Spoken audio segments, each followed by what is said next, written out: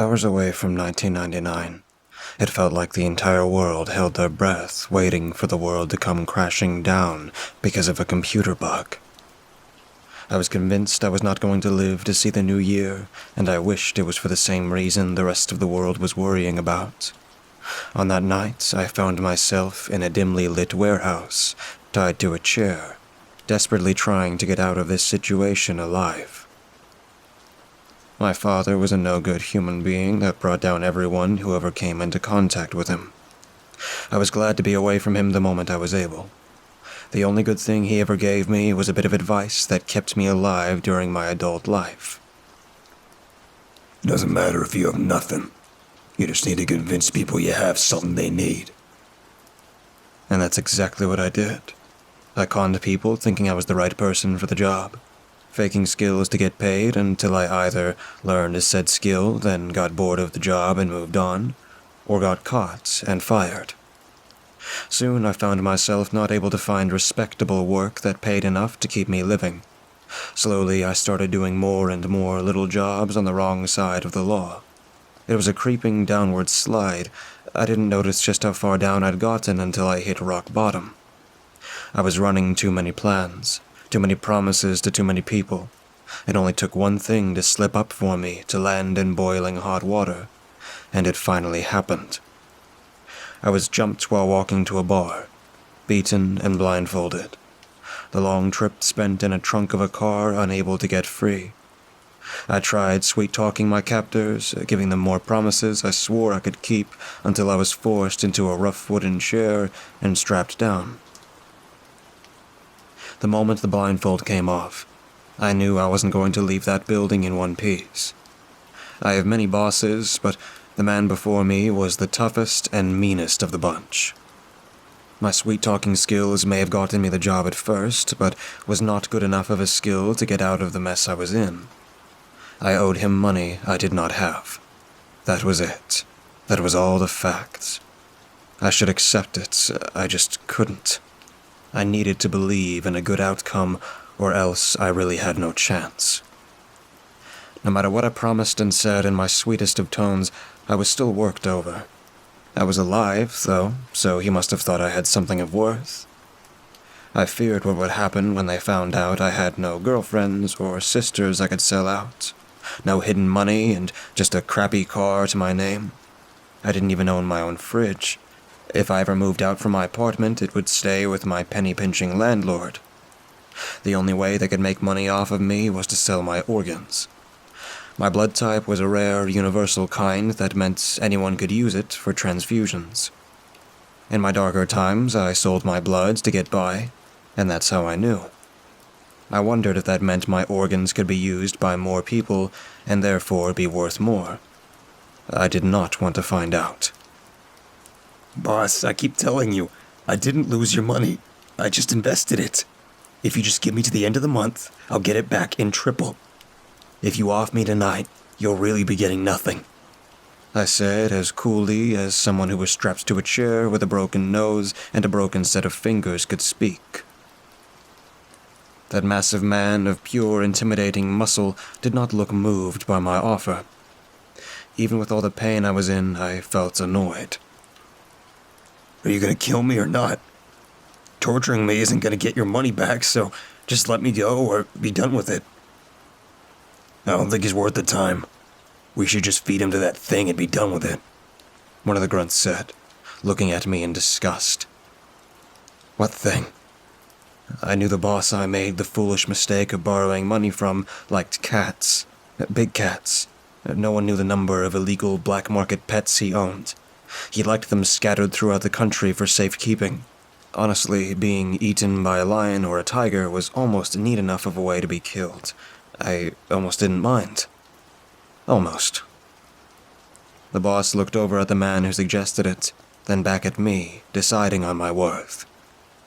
Triple, I stammered out, but deep down I knew what my future held. Yeah, I'm done with him. Bring that thing in. Make sure there isn't a mess left behind. The boss said, giving a wave and walking away, completely ignoring me, begging for him to just stay and listen. I was frantic. almost out of my mind from fear. I started talking to the two men who stayed behind, while the third went off to get whatever beast that was about to make me a nice dinner. Come on, don't do this. I wasn't kidding about the money. If I can get this much in just a few days, just think of how much I can get in the future. You won't need to work for the boss anymore. Think about it, right? In a few months, you can just retire somewhere nice and hot, and the girls are dirt cheap. Isn't that the best idea you ever heard? I kept chattering on, hoping that if I threw everything to the wall, something just might stick. When the other man came back, dragging a creature on a chain, it shut me up.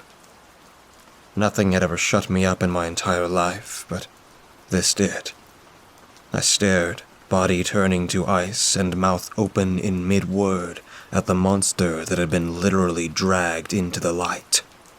It was double the size as the lion I expected to see, dark and, strangely enough, flickering. It walked on all fours, massive claws leaving deep tears in the solid concrete.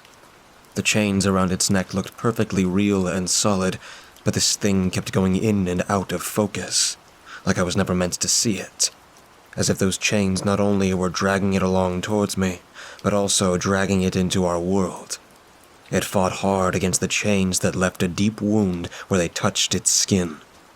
The beast let out a loud roar of protest, but that too sounded unreal and out of focus. It had a mane of dark fur that at some point must have been a proud feature of glossy black. Now it was just matted and dull. A sheet was over top of its head, leaving only a snout of jagged teeth exposed. Seeing the countless scars etched into the poor thing's body, I felt as if we were both in the same boat, caught and tortured by these monsters. After seeing it, I was still afraid of whatever supernatural creature that had just been dragged in front of me, but I also felt sorry for it. I wanted to do something, anything to help it, even though I was not in the position to do so. Come on, you overrated mule. Behave. We have a nice little snack for you. Eat 'em, and you can go back to your cage. The man grunted, trying to drag the thing even closer. With a quick jerk of its head, the beast tore the chain from the man's hands for a few seconds. The other two ran in and helped him get the monster under control. It shrieked in protest, just wanting to be free of them. One peeled away to grab my chair from behind to drag me closer. The chair legs made a horrible sound across the ground, like nails on a chalkboard. I tried making it difficult for him, but in the end, I couldn't do a single thing, as my chair was placed within reach of the dark monster. The monster stopped struggling when I got closer. It could smell my blood. I knew it. Its nose got right up close, nearly touching me as I felt hot puffs of air ruffle my hair. I expected it to smell horrible, but oddly enough, it smelled almost minty. It would only take one bite to end me. I really hoped that my head got taken first, and not my legs, to suffer through being eaten alive. Suddenly, the idea of being chomped down by some powerful animal didn't feel like a neat way to go at all. It just felt like the end. Drips of drool came from its mouth and dropped onto my jeans, soaking them through. It made my skin crawl. I tried backing up the chair, only to see a man was holding it in place. Come on now, eat 'em. That's an order. Those words made the monster tense. Before, it just looked curious about me, but now it looked like a cat ready to pounce. It now had orders, and needed to obey them. I was hoping that wet feeling was because it drooled on me, and not because I pissed myself seeing the sudden change. I was so out of my mind in fear, I didn't even stop and think what the hell this thing even was. A crushing force came down on each of my arms strapped to the chair as the beast placed huge claws on them to stand up. Those countless teeth just above my head and jaw opening, ready to take one massive bite. In my last moments, I wanted to pray, but couldn't find any kind of thoughts in my head. I took a large inhale, waiting for death to come. To my shock, I didn't get my head torn off.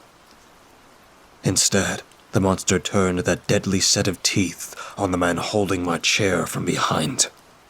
The dark fur covered my vision. I only guessed he'd gotten his head bitten off instead of myself when screams of surprise and fear came from the other men. A flurry of motion started. The beast was dragged back, the claws digging into the flesh of my arms, leaving cuts, but also snapping the restraints keeping me down. My body moved before my mind did. My bleeding arms shot down, trying to get my legs free as I kept darting my head up to see the other two men trying to get control of the monster. One pulled a gun from who knows where and started shooting. The monster took some hits, but darted away, so the other holding the chain received some friendly fire. The man collapsed, and the dark creature was free. It thrashed, slamming its wooden boxes surrounding us. Packing peanuts, coffee grounds, and what I guessed to be bundles of drugs poured out. I really didn't care. I just had to get the hell out of there. The straps on my legs felt nearly impossible to undo. Because of the noise, more people came rushing in, trying to catch the monster. Soon, they knew it wasn't possible, and started to shoot at it. The entire scene was chaos, and I was trapped in the middle of it. The gunshots going off were deafening. I'm sure the monster was making noise of its own, but I couldn't hear anything beyond the gunfire ripping in my ears. Men were getting ripped apart while they tried shooting that creature down. Wooden crates exploded into pieces, flying around almost as dangerous as the bullets. It was a miracle I wasn't shot when I was just sitting out in the open trying to get free.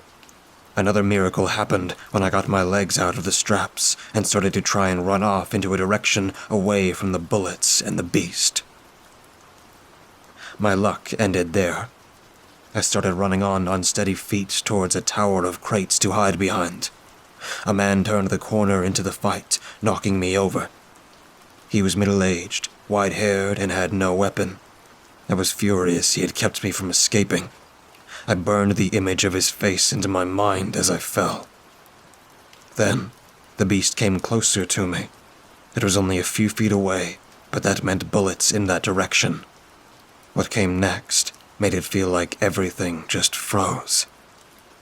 I was glued to the ground, on my back, looking in the direction of the monster. The man with the white hair had his arm outstretched, a face of concern and worry, as the monster with its head turns to look at something that was just tossed towards it. I didn't hear the explosion from my ears already being shot. I felt the shockwave, and my head hit against the concrete floor so hard it knocked me out. There was no way to know how long I was out. A few seconds or a few minutes. My ears rang and my body was stiff. I couldn't move, so I just tried looking around to see what just happened. Debris from the small explosion was scattered about. The overhead light flickering made it hard to see clearly. By how much my head hurt, I was thankful for the brief stints of darkness. In the small few seconds of light, I saw the white-haired man go over to the creature, carefully removing the chains. The monster looked as bad as I felt. Both back legs had been torn off. Countless injuries and bullet holes marred the dark fur.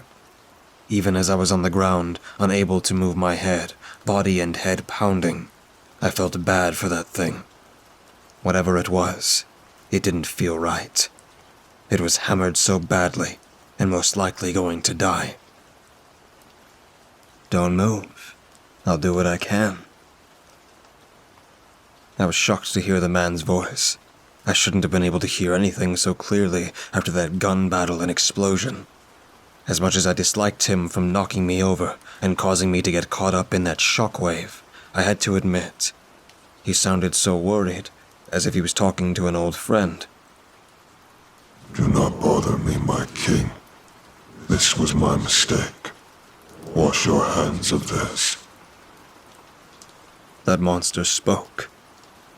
Tears came to my eyes. I couldn't stop them. That terrifying, yet injured creature almost sounded like a hurt child trying to act brave. That man, he was taken like myself. Can you save him? That was strange. Was that beast talking about me? I tried sitting up to get a better look, but my body didn't move. The white-haired man looked over in my direction. I could have sworn he clicked his tongue when he looked at me. No, he should already be dead. Humans cannot heal from vast injuries like that, unlike you. If we could just get some virgin blood or flesh to patch you up, then maybe. The man trailed off, sounding as if his hope for the dark creature was fading when he saw just how badly it was hurt. I didn't want to think about what he just said about me, how I had less hope than the beast before me. Using every ounce of willpower I had, I looked down at myself, and he was right. I really should have been dead already. My legs twisted and broken, arm torn off, and chest full of bleeding, ragged holes. How in the hell was I still awake? I tore my eyes away from my broken body and looked over at the two in front of me. I really wasn't going to make it out alive, but I could still do something. I tried to speak, only to cough and nearly choke on my own blood. I couldn't speak. Maybe they could sense it, though. The embarrassing fact that after living a life of crime, I was still untouched in a sense. If they needed virgin blood, they could take mine. You can laugh at the idea of me being so old-fashioned, of saving myself for marriage. The thing I discovered about my life early on is almost everything is out of my control. I was never going to live an easy life born the way I was, into the family I was raised in. No matter how hard I tried, my type never got anywhere in life. It was all beyond my control.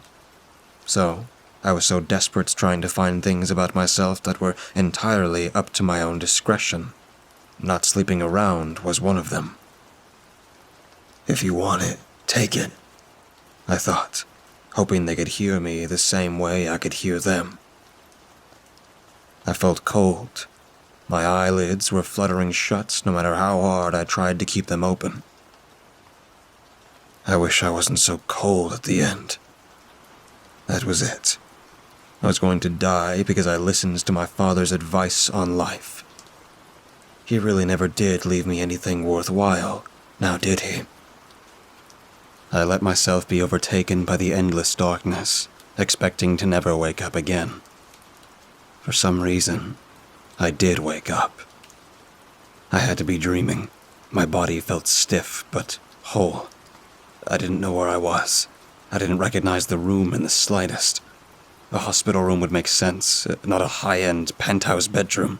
I didn't move for the longest time, trying to understand what the hell happened. Did I dream the entire thing? That must be it. There's no way I could have survived those injuries, and yet it felt too real to be just a dream. Sitting up in the bed, I looked down to see I was dressed in a very silky and very expensive sleepwear. I could save for a year and still not be able to afford these. Lifting the shirt up, I inspected my body for scars or medical treatments. A lamp was beside the bed, giving me enough light to see by. Looking down, I didn't think this could be my body. I was never fat because I could never afford to eat, but I never had a six-pack before. Alright, it might not have been a six-pack, but it was much more toned than what my skinny body was before. I stared at it, then noticed my nails.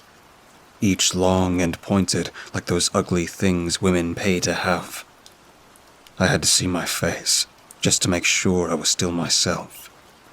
Stumbling out of bed, I slowly made my way over to a bathroom on the other side of the vast, plush room. Flicking the light on, I gave myself a good look over.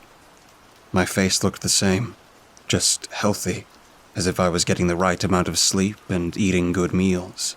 I've never looked like this. My hair was dyed a dark black instead of the mousy brown color I hated. And my eyes looked more golden than the brown that matched my hair in the past. Aside from the eye and hair color change, I looked about the same. A noise from inside the penthouse nearly made me scream. I jumped, crashing into the sink behind me. I couldn't find a weapon. Whatever was going on, I had to get the hell out of here. Someone else was here, and I didn't want to stay and find out who. Creeping along, the place felt like a castle. I shuddered to think of how much just renting it for a month would cost. Even with all my efforts going into not being spotted, a man I recognized came peeking in from the kitchen as I tried to make it as far away from this place as possible. "Mason, I made you some coffee, and I can order some food. Go sit down," the white-haired man from before said to me. My knee-jerk reaction was to book it. This man knew my real name, not the false ones I've been using for years. I wanted to tell him to stuff it, and I was leaving. "You really shouldn't have." My voice spoke, but I wasn't in control of it. Nor was I controlling my body when it obeyed the man and sat on a couch in the living area.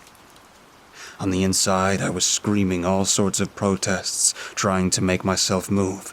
But on the outside, I was acting like a good little boy, sitting and waiting. Finally, that man sat down, setting a tray with 2 cups of sugar and cream in front of us on a small, polished wooden table. I could finally move, but needed answers. I stayed, sitting. "Who the hell are you? And what the hell is going on?" I asked, voice cracking from stress. Instead of being annoyed by my outburst, he just sat back on the couch, looking cool and amused. I hated him at that moment. "I think you know the answer to the first question," he said, with a smile that got on my nerves. "Sir, I have no idea what you're talking about." "Wait, sir. I never call people sir, not unless I was busting out the sweet talk. I didn't like this man in the slightest, so what did I give him an ounce of respect for?" "What year is it?" he asked, and I frowned. 2000, I think. What does that have to do with anything? How time flies. The last time Fex encountered me, I was much different. Went by a horrible name, too. It was a strange feeling. I somehow knew what he was talking about, and yet not at the same time. It was too frustrating. Liren, like glaring. That was your name before, but how would I know that if I didn't know who you are? And who the hell is Fex? My head started to pound as it felt like facts were shifting, getting shuffled in my mind. Feck is the beast you allow your body to possess. That is how you know of me. He didn't move, only gave me another smile, trying to show off his handsome features, while my body felt like it turned to ice. I shot up suddenly, feeling like something was behind me. What stared back at me was that creature in the warehouse. Instead of being on all fours, it stood like a human, sheet over its eyes, but still looking down at me all the same. It was fully recovered, looking like a terrible beast, and yet held some kind of beauty that could make your lungs stop. I nearly fainted at the sight of it. Instead, I collapsed back into my chair, head between my knees as vague memories started to flood into my brain. The man beside me I knew to be important, to be a king of some sort. The beast behind me loved that man and was completely loyal to him. I was about to die when that king asked me to give my body over to the beast. We would both live and benefit from the agreement. Wanting to keep living, I let them do what they wanted. Do you need a few minutes? No, I just need a straightforward answer, I said, not raising my head. All right then. For who I am, I go by Silverman. I am the king of all the creatures of the dark. I was able to try and save Fex from those humans, and you saw how that turned out. Sadly enough, if rules are being followed, there isn't much I can do. They knew enough of Fex's true name to capture and control him. I wanted to do more. Rules are rules, though. Silverman sounded a bit distant and paused for a few seconds to collect himself. Fex was about to die. He could have just eaten you and lived, but this beast is far too kind on humans. Instead, he let you take him into yourself. In a way, now you are half demon. I suppose that's a term for it. You shall not age. It's nearly impossible to kill you, because half-breeds do not have true names, they do not have that weakness, and cannot be killed or controlled by it. Fex only wanted to kill the humans who captured him. Now that that is done, he has nothing else to live for, and gave up himself so you may also live. I sat up, looking behind me, trying to see the monster that saved my life. He wasn't visible, but I felt like he was still there. He would always be there. When did he kill those people? And isn't there, a way to split us apart? Silverman gave my questions a wave of his hand, as if I should know these answers already. No. Once you two are together, you shall always be one. Fex has the stronger will of you two, so he can take control of your body at any point. Like I said, he is kind. He took over, killed the ones who wronged you, and tucked you back into a comfy bed. You should have no memory of this, as if you were asleep. Although it is possible to be aware of his actions while he is in control.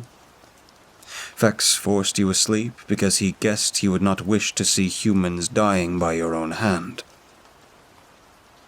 I felt sick with each passing word. My hands shook and I grasped them together, feeling as if they were no longer my own. I wanted to be angry at what happened, to have my body just taken from me like that. In the back of my mind, now I knew he was there. I felt Fex's stress and worry about my reaction. Slowly, I focused all the tension out of my shoulders to accept what was being said. Yes, it was pretty alarming to hear my body was borrowed to commit murder, but Fex really did right by me, considering he could have left me to die. He only wanted this one thing. I should really just let him have it. Fex also relaxed whenever he was hiding in the back of my head. The whole thing was very, very strange, and needed time to get adjusted to, but it was much better than the alternative. And now the issue is that you are wanted for murder. Drink your coffee. What? I sputtered out. My body acted on its own. I knew that it was Fex taking over. He could not ignore any order from his king, so he took the mug and made me drink some. Fex did not have the forethought to cover up his crimes. After slaughtering an entire gang, you're on top of a few lists. But because you are now under my care, you shall not be arrested. I arranged a new identity for you. This place is just a temporary place to rest your head and get caught up. You'll need to be on the move, but I assure you, you shall not be caught for those murders. I still felt a little sick just from how much information I needed to go through. Murder wasn't right at all, but I thought about what they put Fex through. Yes, he was a monster, a creature that saved my life, and that's more than what I could say about the people he killed. I was sitting, trying to take everything in, when Silverman got my attention. Normally, he was the type of person I would never get along with. Handsome, and he knew it. A killer smile that could seduce anyone he wanted, and I felt like he abused that power fairly often. But Fex liked him, and those feelings were rubbing off on me. I really didn't like giving this man any of my time. You see, you can just spend your new life traveling, but how boring do you think that would become? Wouldn't you like a job, something important?